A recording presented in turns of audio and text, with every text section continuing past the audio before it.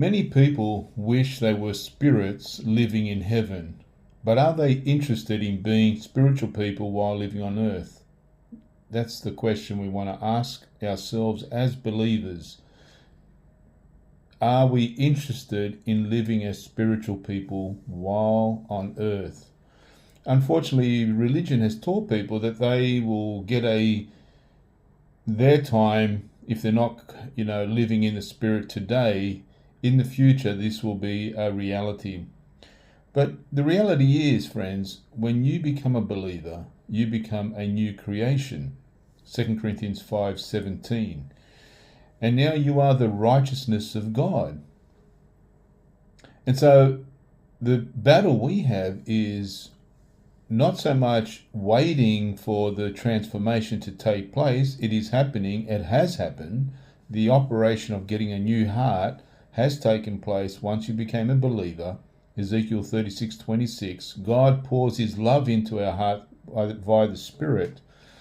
And so we are actually spiritual beings today. And the question is, are we living as spiritual beings? Well, what's interesting is when you look at science, the science behind who we are even, and more specifically, what we are, makes it nearly impossible to separate one concept from the other. For instance, did you know that our bodies are made up of mostly of space? It's true. What our bodies are made of, atoms. And what are atoms?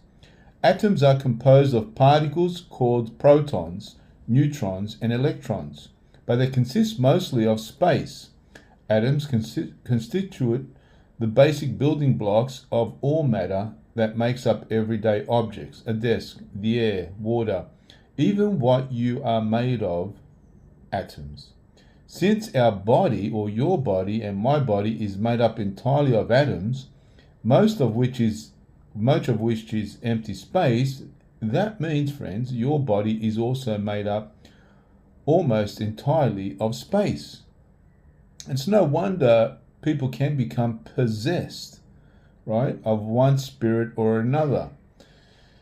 And so we have to look at this. If our bodies are made up of billions of atoms, all composed of nucleus, a neutron, and a proton, and encircled by electrons, they circle a billion times every billionth of a second. Apparently, this is what they teach.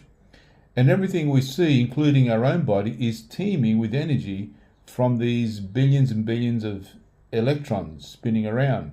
Further, if we took all of that space out of our bodies, what would be left would be millions times smaller than a grain of sand.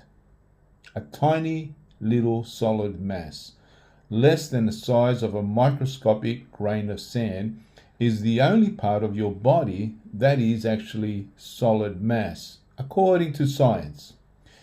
And if it wasn't for that tiny speck of solid matter, what would we be?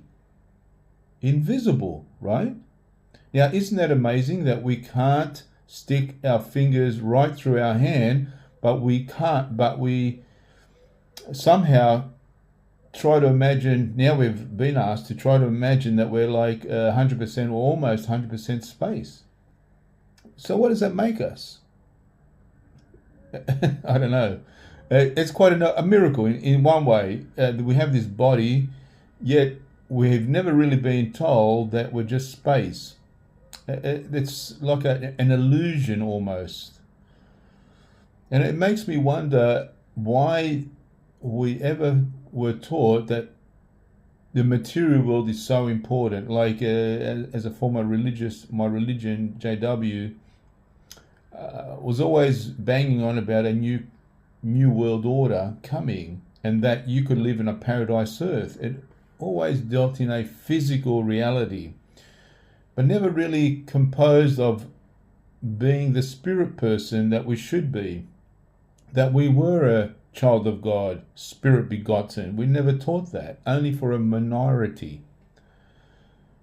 Now, it's interesting, the fact that our bodies are made up of mostly space does not make us spirits or spirit beings, does it? And that's the question. Most people are not spirit beings. Most people are not born again. I was not born again.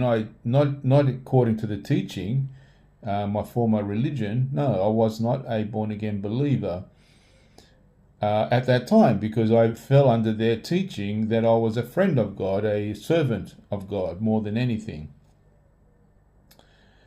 But can a person in the flesh, walking today in your body, be also a spiritual person? Of course. And this is what it means to be a child of God. And even the Apostle Paul goes into detail about walking in the Spirit many times in the New Testament.